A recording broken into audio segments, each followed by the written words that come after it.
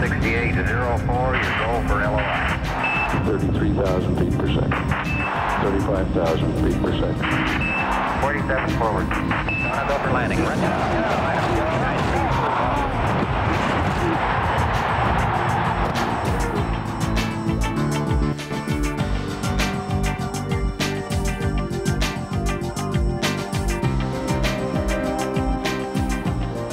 On 1st and 10, Gelbaugh going long for Horton. Friars there. Horton takes it away from him. John Horton headed for the end zone and the first touchdown of the World Bowl. 59 yards. 1991, and the London Monarchs were champions of the world at the first attempt. 4 years later, a new generation of players face the London legacy of following Stan Gelbaugh, Roy Hart, John Horton and Larry Kennan in a bid to take the Monarchs to World Bowl glory. 1995 saw the return of the Road Warriors. London, here we come.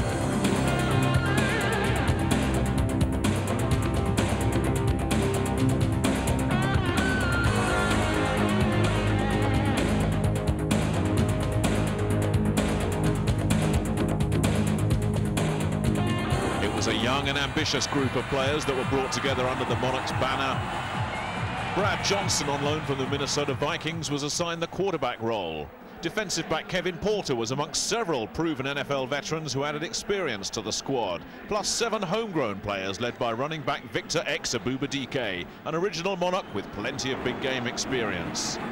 Abubadike with 5 carries for 44 yards. So an impressive showing for the Operation Discovery players, and that's the E-man, he scores!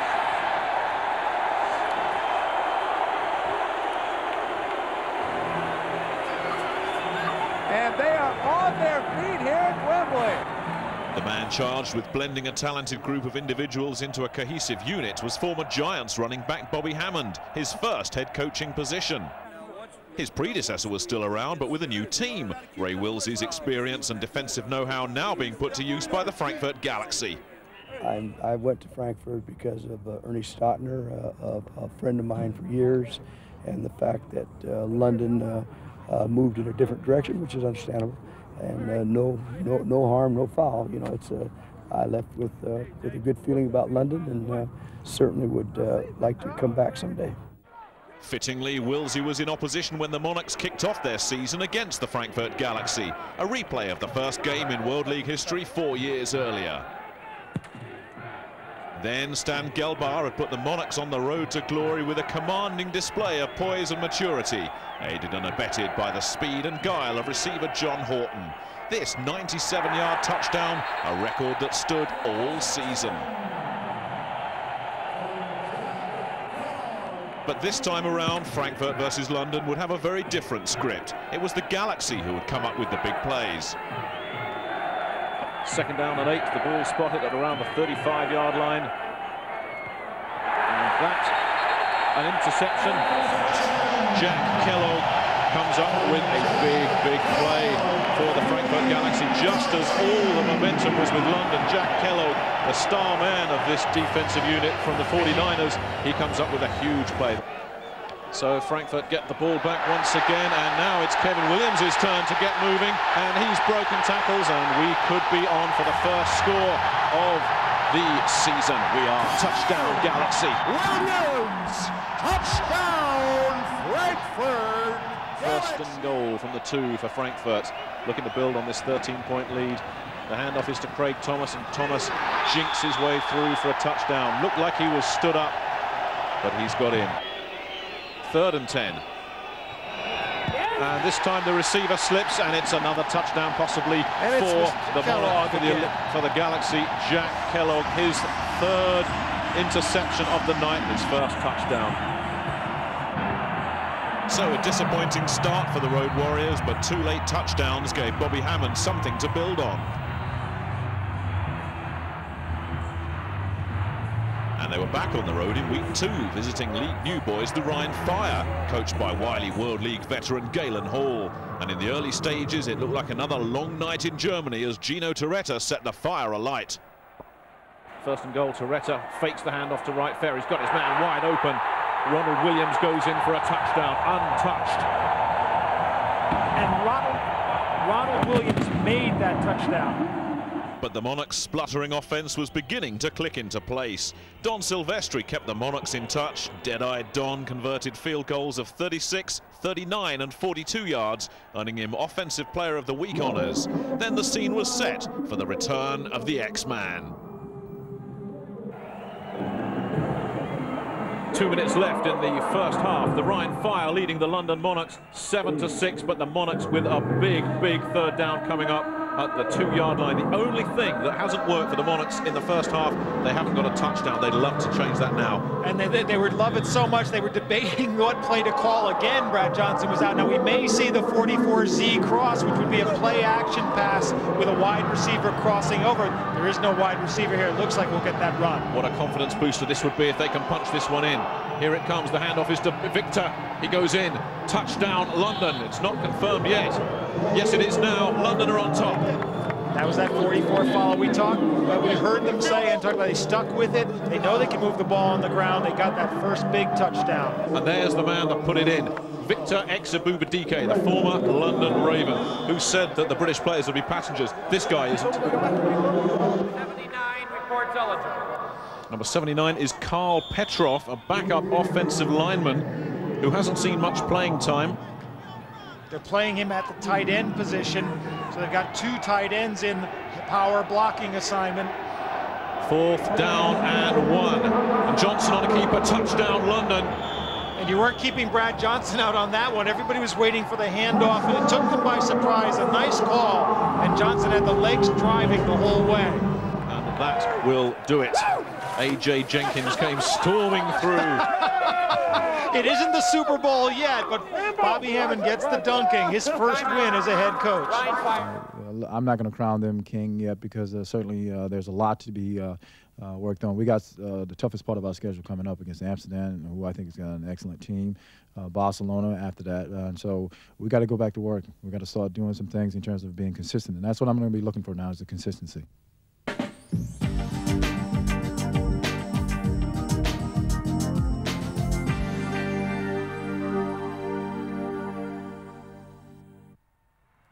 It was home sweet home for the Monarchs in week 3, but a new home. No longer Wembley Stadium, White Hart Lane in Tottenham was the Monarchs' new base. The faithful were on hand to make their heroes feel very much at home. The colour and excitement that helps make Monarch games so exciting was very much in evidence.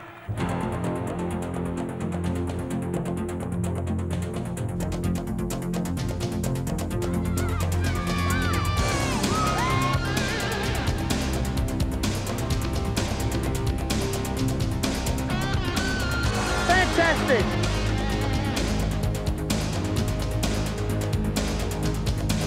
Fantastic! Yeah, we're the loud section. We want to see Victor. Victor!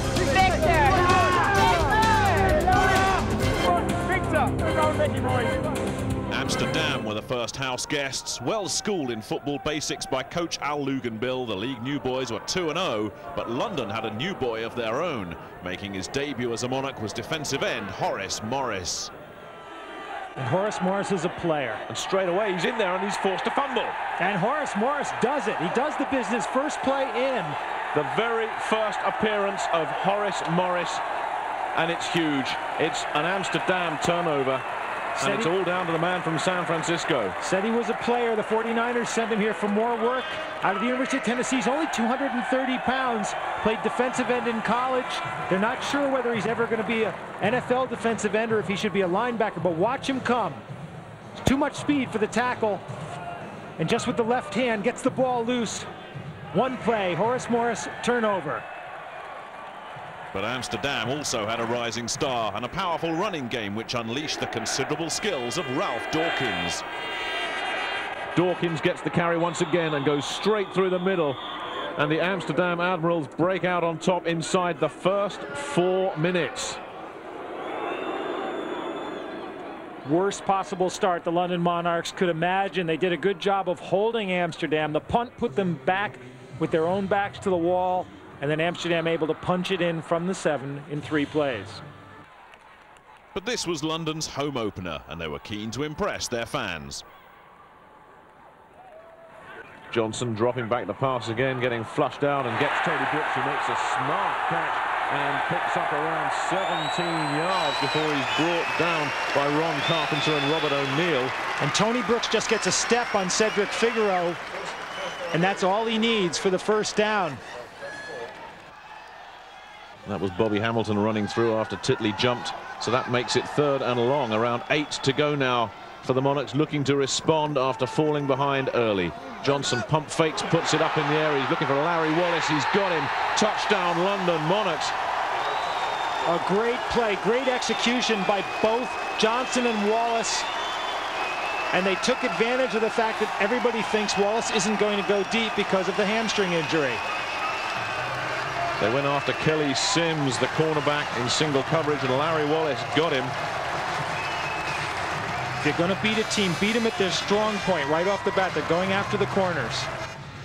Well, they love it here at White Hart Lane. The London Monarchs have christened their new home with a touchdown. Brad Johnson to Larry Wallace. He gets good time, and you heard Mike Sherrod say they want to work the short game, and you saw Brad Johnson there with the pump fake going short. They bought the fake, and Wallace broke deep.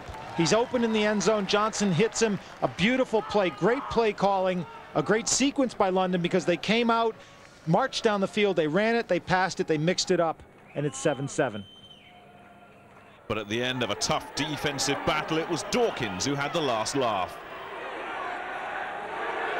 1st and goal. Throw hands off to Dawkins. Dawkins cuts back against the grain and goes in standing up.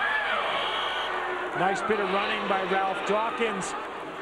A good first cut. Everybody's penetrating in the line. Dawkins cuts against the grain and nobody can touch him. So Ralph Dawkins collects his 2nd touchdown of the game. And watch the London defenders, how they all go low and they're penetrating. So when Dawkins gets the cut, he's got a good block. He's right through. Touchdown, Amsterdam. The 17-10 defeat was no disgrace. Amsterdam proved to be the team of the first half of the season, powering their way to home field advantage in the World Bowl. Week 4 saw the renewal of hostilities with old friends and rivals, the Barcelona Dragons.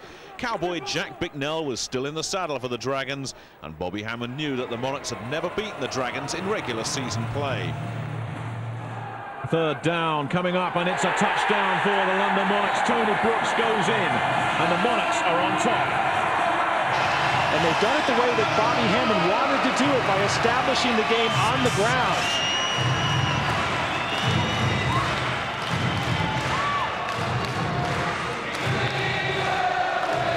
And the familiar strains of "We Will Rock You" resound around White Hart Lane. The London Monarchs are back in business. Let's take another look at that Tony Brooks touchdown. And now watch the lead back, Phil Bryant, and watch the way he deals with the linebacker coming up the middle. That opens the route up for Tony Brooks to come in. Nice block by Phil Bryant. You'll see on the ground level, Alexander's coming into the gap right there. Bryant meets him low. Tony Brooks lets them go by and then sees the hole, in for the touchdown. Good drive by the offensive line. Good blocking by Phil Bryant. Tony Brooks' first touchdown as a London Monarch put the home side ahead 7-6, but either side of half-time, that old Barcelona jinx struck again. The give is to Blake, who gets first down yardage and runs around the outside. And it's a touchdown for Ricky Blake. Out of nothing, 30 yards for Ricky Blake, and that has silenced this crowd at White Hart Lane. And we were saying, did Ricky Blake have the speed to get outside? You saw him with a one little dip and step out, got some running room, and at that point, no one was going to bring him down one-on-one. Kenny McIntyre tried to drag him down from behind. Important first down that for Barcelona. Still ahead by 2. 7:14 left, 3rd quarter. Weldon drops, fires over the middle. He's got Tyree Davis, who's gone. Far too much speed for Tyree Davis, and he's in. What a big play. 69 yards, and Barcelona break this one open. New York Jets wide receiver Alan Allen had made a slow start to his World League career, but against the Dragons, he and Brad Johnson showed their class. So 1 quarter left for the London Monarchs to try and revive this game. Lindstrom puts some pressure on. He's got Alan Johnson, and that's touchdown London, just what they needed. Johnson has answered the call big time. 45 yards to Alan Allen.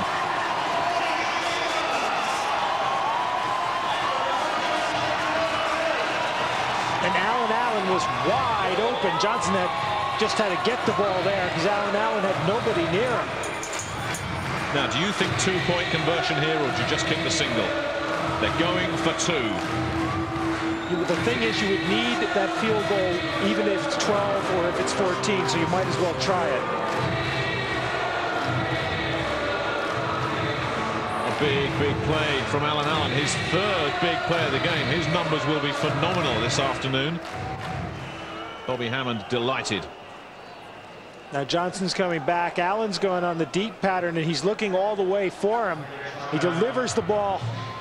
It's a little bit short. Allen's waiting for it, but you see he's waiting for it, and he still has nobody within a couple of feet of him. So he's wide open. And Brad Johnson, this is what they need. He's already saying, see what he's doing already is calling for the two-point conversion to the sidelines. Brad Johnson has looked for Alan Allen 3 times in this game. He's hit him 3 times for 145 yards. Brooks and Bryant in the backfield. Allen in motion. Johnson rolls to his right and may keep it, but he's pushed out of bounds. No, he's gone in. It looked as if Quan Long had a piece of it, but Johnson faked him out, and a great heads-up play from the quarterback. That is what you call leadership. Individual effort by Brad Johnson delivers the 2. They're looking for the pass here. It's a rollout to the right. They're flooding the right with receivers, but remember, with the short end zone, there aren't a whole lot of room for the receivers to go. Now watch Quan Long. He knows now it's a run, number 59, but he misses Johnson, and Johnson with the left hand just gets the ball inside that marker.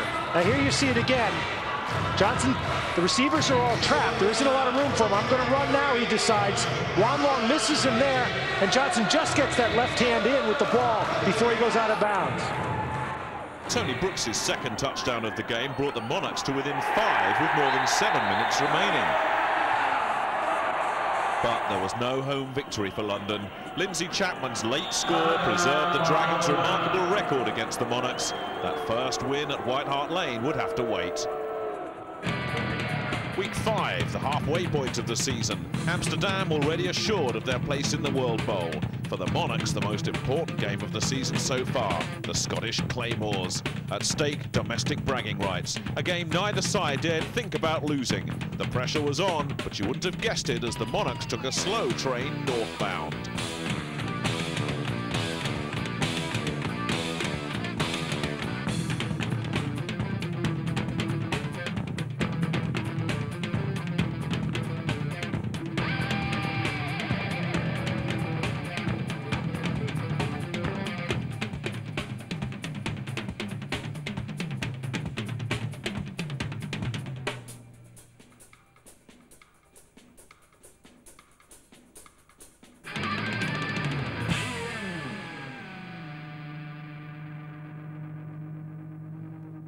Once the Monarchs had arrived at Murrayfield, Don Silvestri confirmed his status as one of the league's premier kickers when he converted a 52-yard field goal, the first 4-point kick in World League history.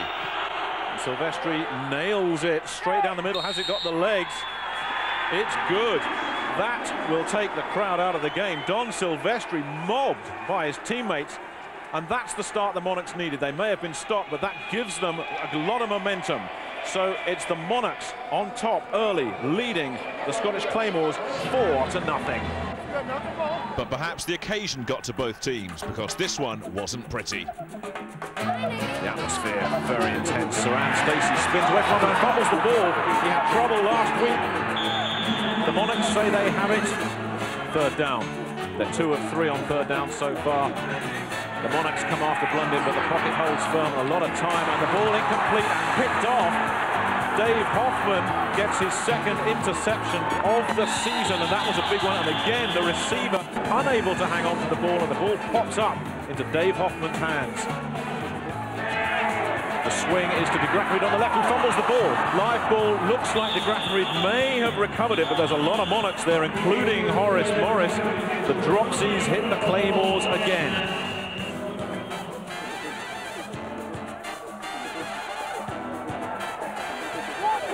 So the second half underway, a shallow kick from de Graffenried, and it's fielded and fumbled straight away. The Monarchs fumbled a ball, and it's a live ball, and the Claymores recover.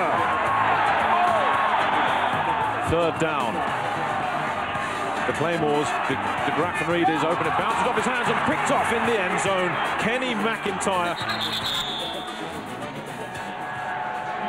So the Monarchs get the ball at their own 20. And straight away an interception for the Scottish Claymores, and it could be George Coghill going in for a touchdown. It is. What a turnaround in this second half. That's how it stayed with less than 3 minutes remaining. But when you're down and time's running out, you need a quarterback who can rise to the occasion. And Brad Johnson answered the call for the Monarchs. And the crowd getting whipped up. They know how important this is. Pressure comes from Alan Young. Johnson is flushed out. Fires. Touchdown London. They've got it. Larry Wallace.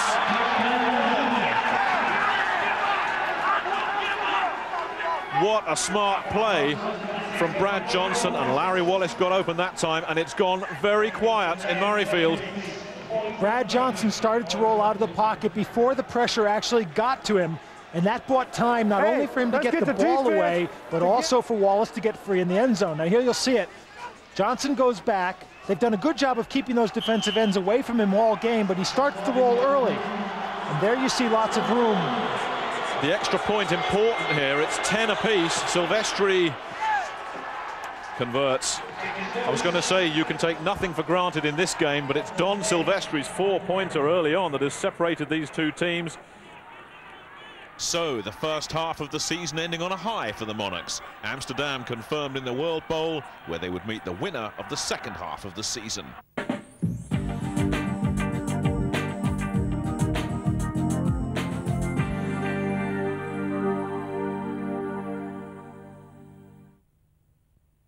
A new start for all 6 teams with everything to play for.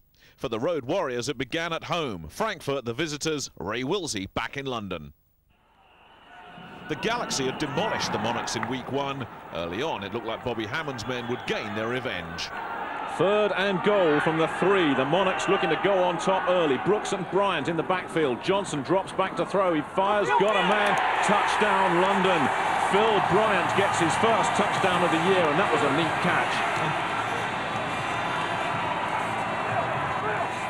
But just as Stan Gelbar had been the MVP of the original World League season, another quarterback would earn that honour this time around, and with good reason. Frankfurt's Paul Justin ripped London's defence apart.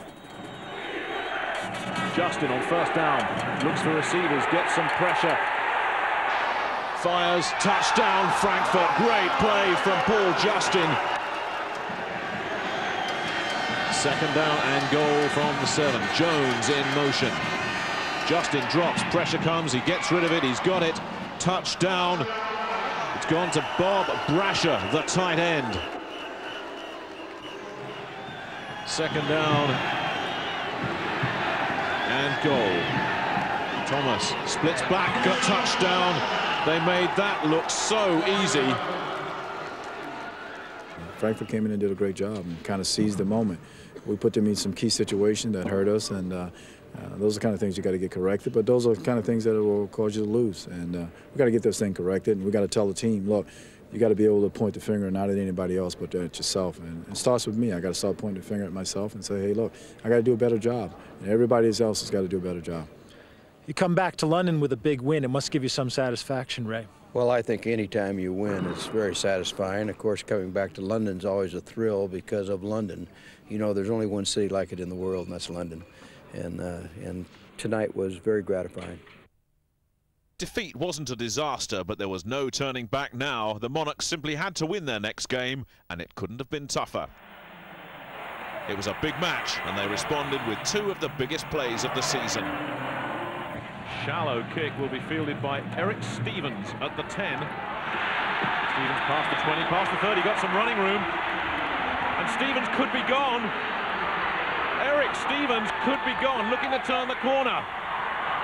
Touchdown London, Eric Stevens with his first kickoff return of the year, and what a play.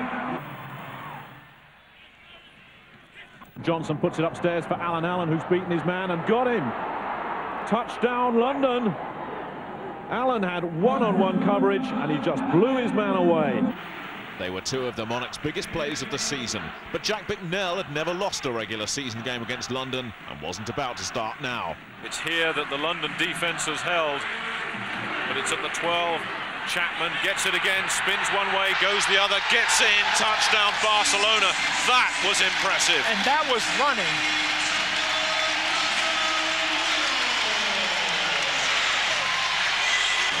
Hurry up, hurry up, hurry up.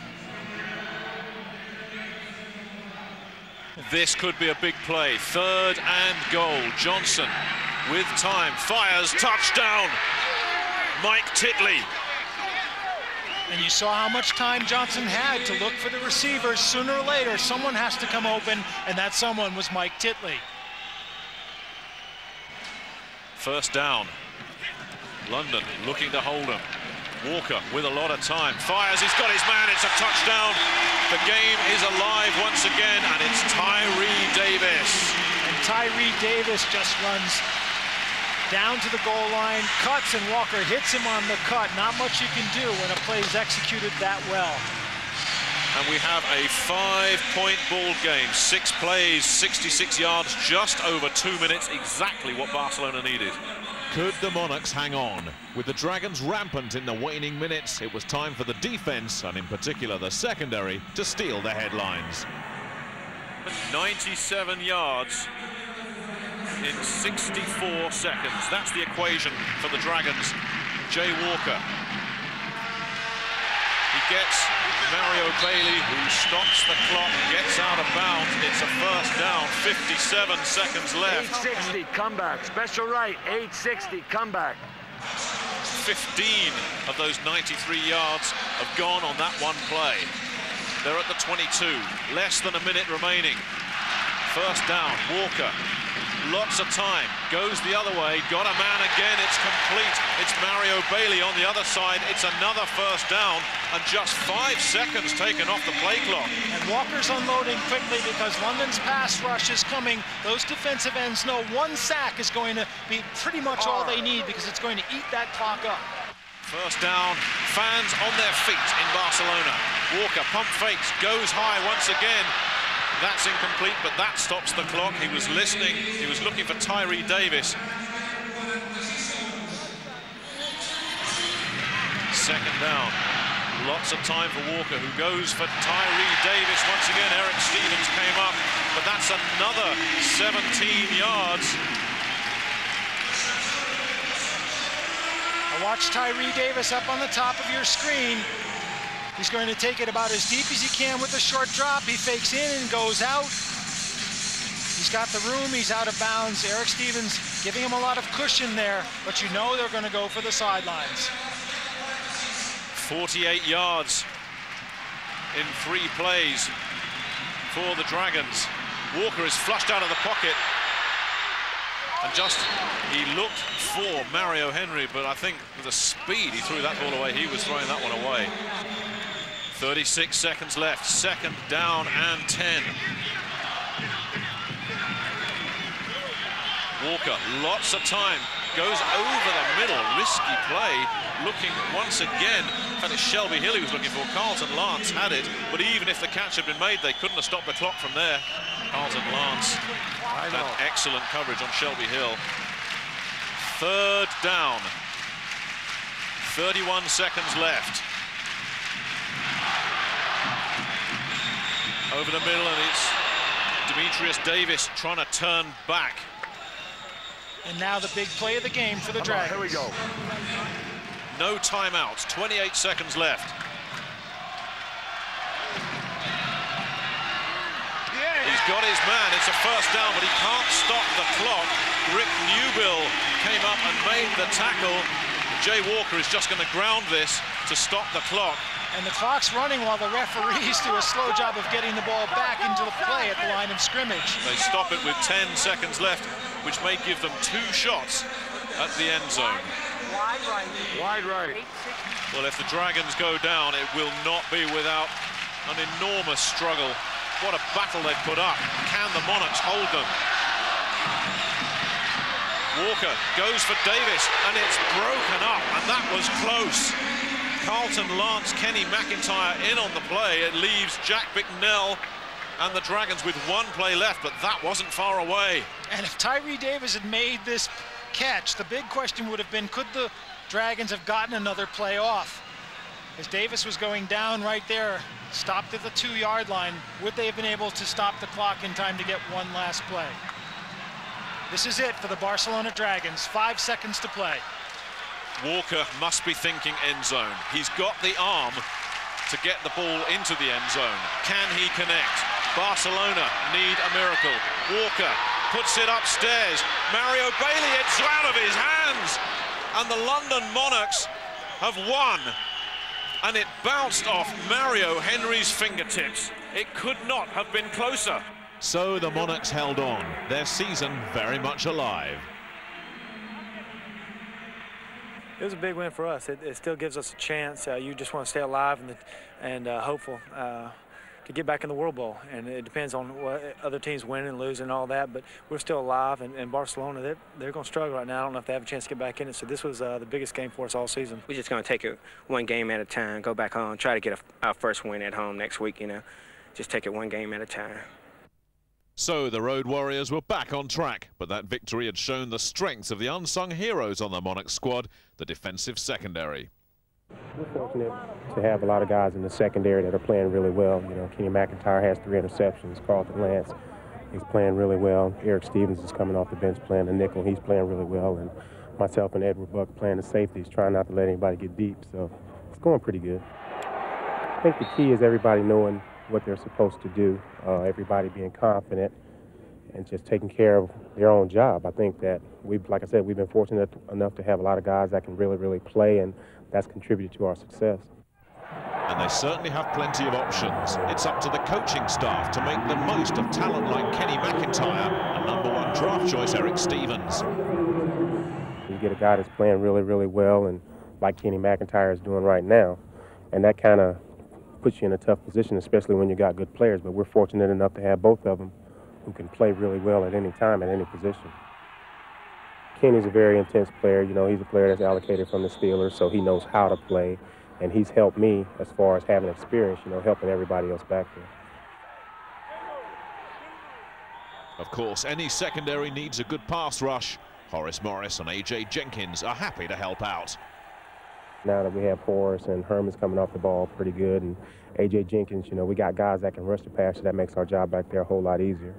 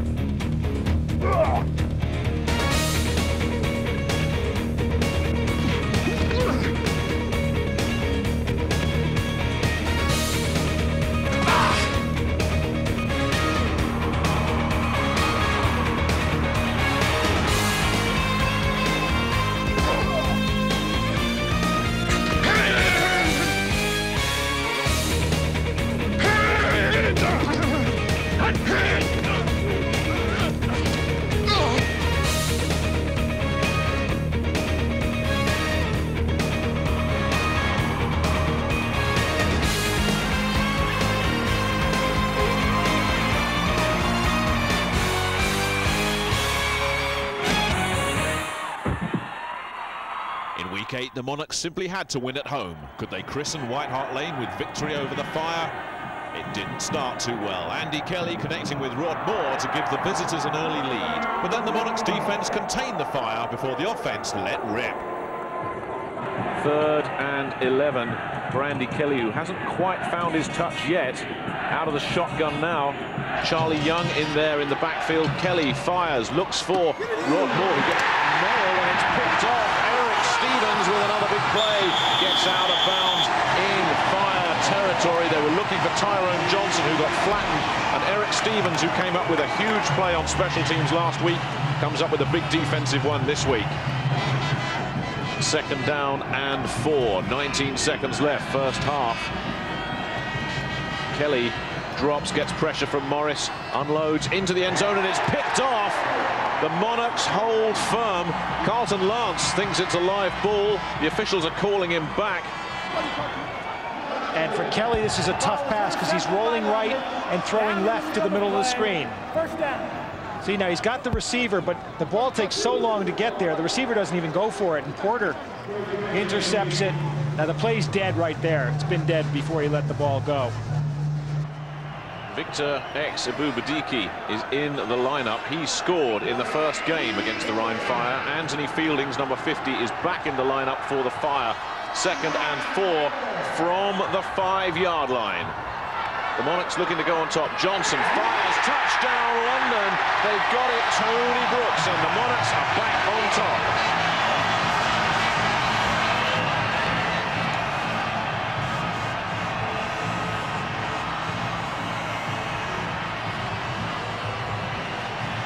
And Johnson's looking for Brooks all the way. Now he's the running back on the right of your screen.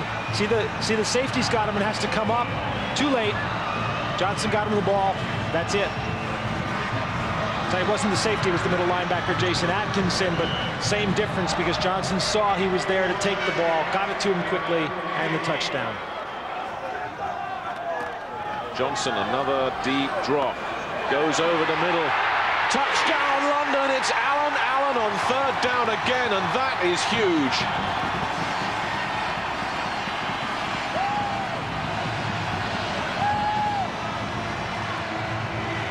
.44 seconds remaining, 3rd quarter.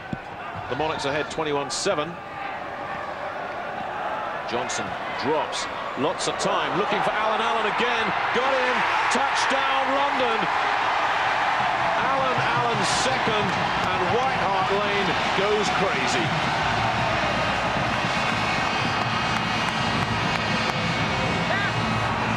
Mark Cohen is split wide right, the Birmingham Bulls wide receiver. McDougall gives to Abubadike, who spins round. He's got a lot of running room. How much speed has he got? Does he go all the way? Yes! What a play from Victor! 46 yards, and he's mobbed by his teammates.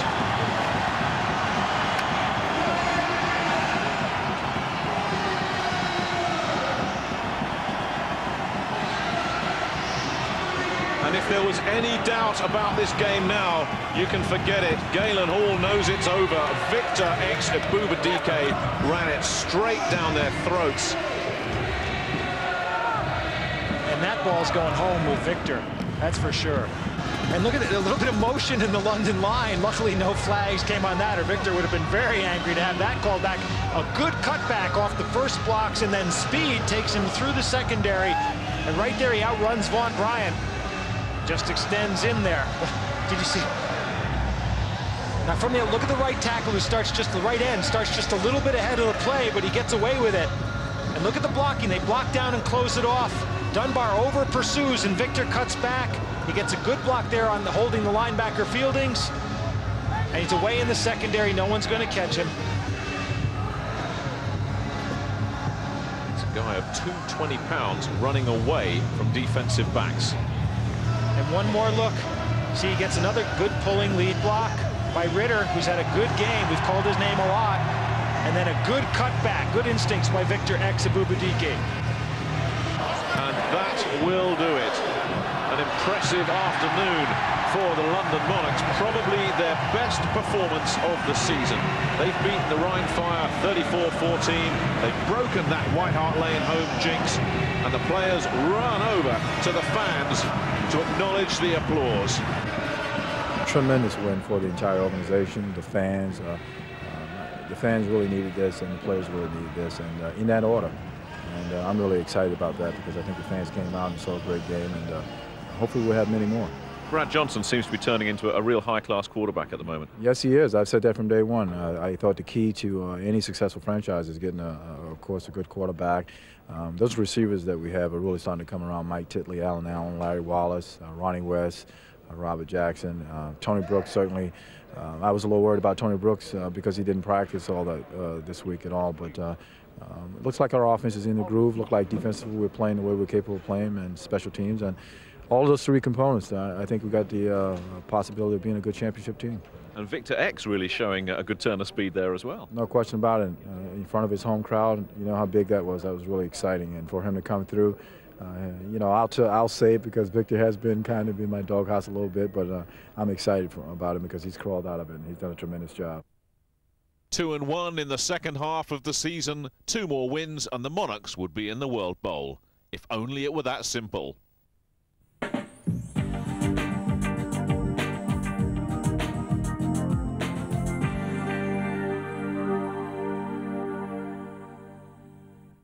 Week 9 and the Monarchs face the toughest task of all. The Road Warriors put to the ultimate test in Amsterdam. Defences dominated in a dour battle. Admirals quarterback Jamie Martin was an early casualty, a broken collarbone bringing a premature end to his season. But if the Monarchs thought his replacement Brad Lebo was a soft touch, they were in for a shock. 2nd down and around 7. They send Jones in motion once again. They fake the handoff. Lebo fires over the middle. It takes a hop to Ernie Jones, and they're ruling it a touchdown. It's gone in as a touchdown. It was very low, but it's a touchdown. And they set up the naked bootleg. Herman Smith was there. Lebo stopped, saw him coming, and saw the receiver open. The question is, did he get the ball to him cleanly or not? My first impression there was that it was a one-hopper. We'll have to have another look at it, but it's irrelevant because it's in the book as a touchdown. Now Bell, the tight end, holds up A.J. Jenkins just enough to give Lebo time to throw. There's the ball. It's heading low. That's a trap. Looks like he caught it in the air and then dragged it along the ground to get possession. I think you're right, Nick. 1:14 left. 3rd quarter. Amsterdam looking to increase their 7-point lead. Lebo on the keeper. Is it in? Touchdown Amsterdam. He's got it. The officials have called it. With their season on the line, the Monarchs refuse to lie down. So London back in hurry up. Johnson calling the play now as they set up. Johnson on 1st down. He's got a man wide open. Tony Brooks. Touchdown London. They're alive. And we said they had to be looking to Brooks and to the tight end. They got Brooks out of the backfield. No one was on him. The hurry up. Amsterdam couldn't adjust, and London are back in the game. But they ended up throwing it all away. 80 seconds remaining. London need 10. Johnson with time, looking, and it's picked off in the end zone. And the DeMere Stadium erupts with delight as Ron Carpenter finally ends London's resistance. This is coverage. Coverage 101, Ron Carpenter. Nice move by Wallace, but he hangs on, which is not quite legal, but he gets away with it, then steps in front and takes the ball. This is why Ron Carpenter's the best cornerback in the league. Defeat ended London's World Bowl hopes. The Admirals would go on to face the Galaxy in the final, following their 44-20 demolition of the Dragons in Barcelona.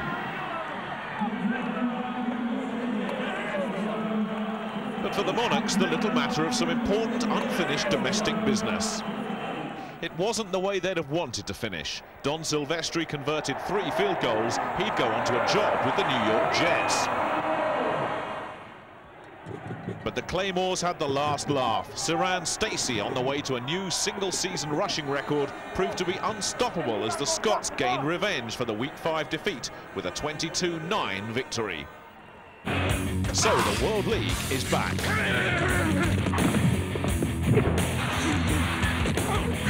The Monarchs are back.